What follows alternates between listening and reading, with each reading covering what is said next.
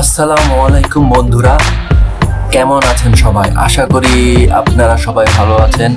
আজ আমরা এসেছি বেঙ্গালুরুর খুব কাছের একটা সুন্দর জায়গায়, নন্দী হিলস। যারা বেঙ্গালুরুতে থাকেন বা বেড়াতে আসেন তাদের কাছে এই জায়গাটা খুবই জনপ্রিয়। চলুন আজ আমরা একসাথে নন্দী হিলস ঘুরে আসি। ভিডিওটিতে নন্দী হিলসের কিছু সুন্দর দৃশ্য দেখানো হবে, যেমন পাহাড়ের চূড়া, মেঘ, সূর্যোদয়, সূর্যাস্ত, মন্দির ইত্যাদি। বেঙ্গালুরু থেকে মাত্র 60 কিলোমিটার দূরে অবস্থিত এক প্রাকৃতিক স্বর্গে, যার নাম নন্দী হিলস। এখানে আসাটা খুবই সহজ। আপনি বাস, গাড়ি বা বাইক ব্যবহার করে আসতে পারেন। আমরা আজ এসেছি বাইকে করে। রাত্রের বেলায় এত বেশি ঠান্ডা ছিল যে আমাদের বাইক চালানোর সময় হাত জমে যাচ্ছে। তাই আমরা রাস্তার পাশে বাইকটা একটু পার্কিং করে হাতটা গরম করছিলাম। দেখতেই পাচ্ছেন আপনারা, এখানে আমাদের আসার আগেও কয়েকজন বড় ভাই ব্রাদার ছিল, তো ওনাদের সাথে একসাথে আমরা হাতটা একটু গরম করার চেষ্টা করছিলাম, বিকজ এত পরিমাণে ঠান্ডা ছিল। নন্দী হিলের গেটটা ওপেন হয় সকাল 5:30টার দিকে, বাট আমরা একটু আগেই পৌঁছে গেছিলাম।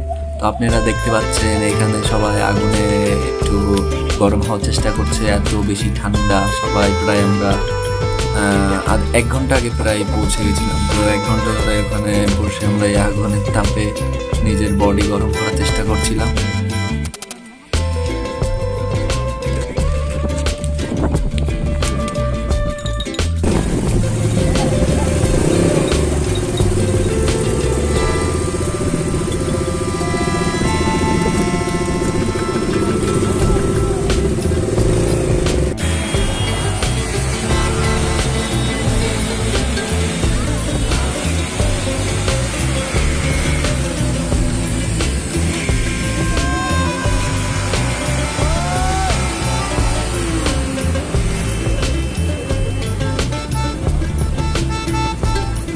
আমরা সবাই অধীর আগ্রহ নিয়ে বসে আছি কখন 5:30 বাজবে। এই তো 5:30 বাজার সাথে সাথে গেট ওপেন করে দিয়েছে, সবাই রওনা দিচ্ছে। তো আমাদের কাছে পার্কিং বাবদ 70 রুপি নিয়েছিল, 2 জন ছিলাম আমরা। আশেপাশে দেখতে পাচ্ছেন অনেক বাইক আছে।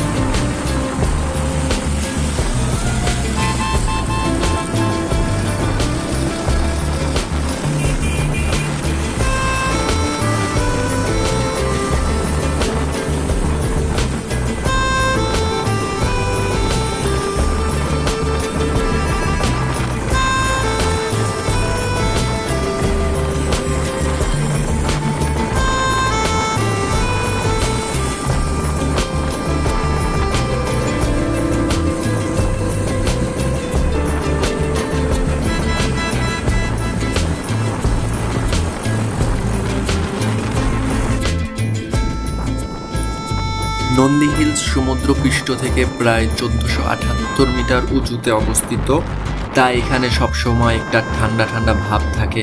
বিশেষ করে সকালে আর সন্ধ্যায় খুব সুন্দর ঠান্ডা হাওয়া বয়। এখানে সূর্যোদয় আর সূর্যাস্ত দেখার জন্য প্রচুর মানুষ আসেন।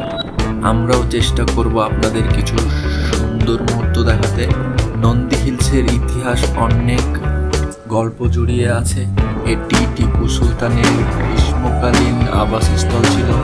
এখানে উনি অনেক দুর্গ নির্মাণ করেছিলেন। এখনো সেই দুর্গের কিছু অংশ দেখা যায়। এছাড়া এখানে অনেক প্রাচীন মন্দির আছে, যেমন যোগনন্দীশ্বর মন্দির, যা খুবই বিখ্যাত। এখানে অনেক সুন্দর সুন্দর ভিউ পয়েন্ট আছে, যেখানে থেকে চারপাশের পাহাড় আর উপত্যকার দৃশ্য দেখা যায়।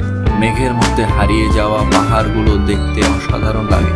নন্দী হিলসে অনেক অ্যাডভেঞ্চার অ্যাক্টিভিটি করার সুযোগও আছে। এখানে প্যারাগ্লাইডিং, ট্রেকিং, সাইকেলিং এর মতো অনেক কিছু করা যায়। যারা একটু অ্যাডভেঞ্চার ভালোবাসেন তাদের জন্য এটা একটা আদর্শ জায়গা। এখানে অনেক সুন্দর সুন্দর বাগানও আছে, যেখানে বিভিন্ন ধরনের ফুল আর গাছপালা দেখা যায়। আপনারা চাইলে এখানে পিকনিক করতে পারেন বা শুধু একটু শান্তিতে বসতে পারেন। এখানে অনেক ছোট ছোট দোকান আছে, যেখানে স্থানীয় খাবার পাওয়া যায়। এই জায়গাটি শুধু প্রাকৃতিক সৌন্দর্যের জন্যই বিখ্যাত নয়, এর সঙ্গে জড়িয়ে আছে ইতিহাস এবং সংস্কৃতির নানা দিক। নন্দী হিলস যাওয়ার পথটা খুবই সুন্দর। চারপাশে সবুজ প্রকৃতি এবং পাহাড়ের দৃশ্য আপনাকে মুগ্ধ করবেই। যাত্রাপথে আপনারা বেশি কয়েকটি ছোট ছোট গ্রাম এবং দেখতে পারবেন কফি শপ।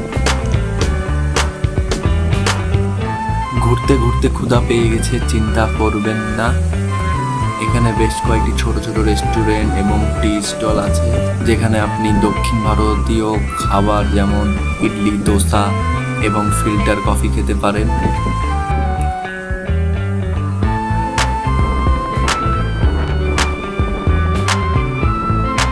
প্রাকৃতিক সৌন্দর্য, ইতিহাসের স্পর্শ এবং অ্যাডভেঞ্চার মিলিয়ে এই জায়গাটি সত্যি অনন্য।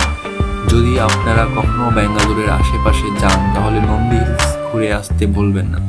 বন্ধুরা, নন্দী হিলসের ভ্রমণটা আপনাদের কেমন লাগলো? আশা করি আপনাদের ভালো লেগেছে। আপনারা যদি ব্যাঙ্গালোরতে আসেন তাহলে অবশ্যই একবার নন্দী হিলস ঘুরে যাবেন। এখানে এলে মনটা একেবারে শান্তি হয়ে যায়।